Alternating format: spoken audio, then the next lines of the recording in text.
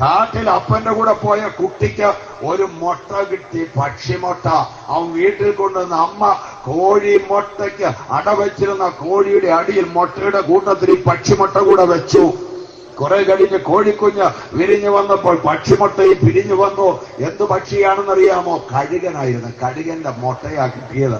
വിരിഞ്ഞു വന്നത് കഴുകൻ കുഞ്ഞ. 10 കോഴിക്കുഞ്ഞും ഒരു കഴുകൻ കുഞ്ഞും കൂടെ ഇങ്ങനെ ചിക്കിച്ചകഞ്ഞ് തള്ളക്കോഴിയുടെ പുറകെ നടക്കുക.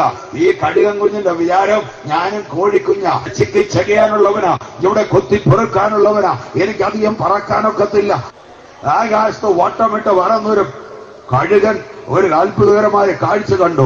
10 കോഴിക്കുഞ്ഞുങ്ങളുടെ ഇടയിൽ ഒരു കഴുകൻ കുഞ്ഞ് നിൽക്കുന്നു. കഴുകൻ വന്ന് പറഞ്ഞു, നീ കോഴിക്കുഞ്ഞല്ല, നീ ഇങ്ങനെ ചിക്കിച്ചകഞ്ഞ് നടക്കാനുള്ള ആളല്ല, നീ ആകാശത്തേക്ക് പറന്ന് ഉയരാനുള്ളയാളാ.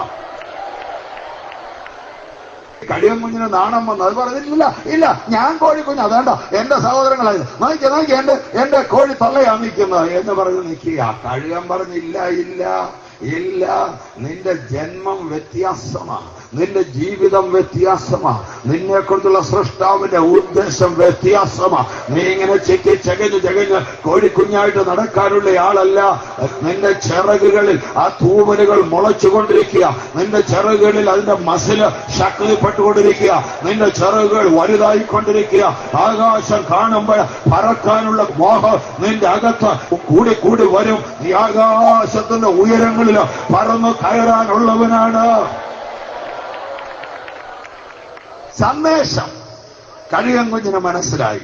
കഴുകൻ കുഞ്ഞ് കോഴിക്കുഞ്ഞുങ്ങളോട് പറഞ്ഞു, ഒരു ദിവസം നിങ്ങൾ അറിയും ഞാൻ കഴുകൻ കുഞ്ഞാണ്. ഒരു ദിവസം നിങ്ങൾ അറിയും ഞാൻ നിങ്ങളെ പോലുള്ള ആളല്ലെന്ന്. ഒരു ദിവസം നിങ്ങൾ അറിയും ഞാൻ പറക്കാനുള്ളവനാണെന്ന്. നിന്റെ ജന്മം വ്യത്യാസമാണ്. നീ ഇവിടെ ചിക്കിച്ചകിഞ്ഞ് നടക്കാനുള്ള ആളല്ല, നീ ആകാശം നോക്കി പറക്കാനുള്ളവനാണ്.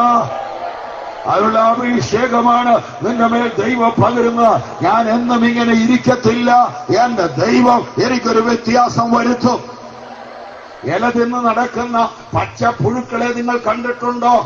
കുറെ ദിവസം കഴിയുമ്പോൾ പുഴുവിനെ കാണത്തില്ല. ഒരു കൊച്ചു കൂട് കെട്ടി അതിനകത്ത് കയറി സമാധിയിരിക്കുകയാണ്. കുറെ ദിവസങ്ങൾ കഴിയുമ്പോൾ ഈ പ്യൂപ്പാദശയുടെ കൂട് പൊളിച്ചോണ്ട് വെളിയിലോട്ട് ഇറങ്ങി വരും.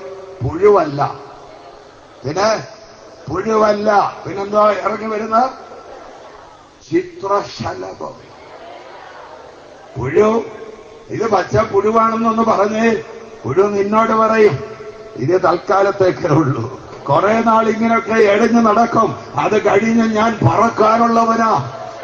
കുറെ ദിവസങ്ങള് ഞാനൊന്ന് ഇരുന്ന് കഴിഞ്ഞാൽ, കുറെ ദിവസം ഒന്ന് കാത്തിരുന്ന് കഴിഞ്ഞാൽ, യഹോവയെ കാത്തിരിക്കുന്നവർ അവർ ശക്തിയെ പുതുക്കും. അവർ കഴുകന്മാരെ പോലെ ചിറകടിച്ച ഉയരും. അവർ ക്ഷീണിച്ചു പോകാതെ ഓടും, അവരെ തളർന്നു പോകാതെ നടക്കും.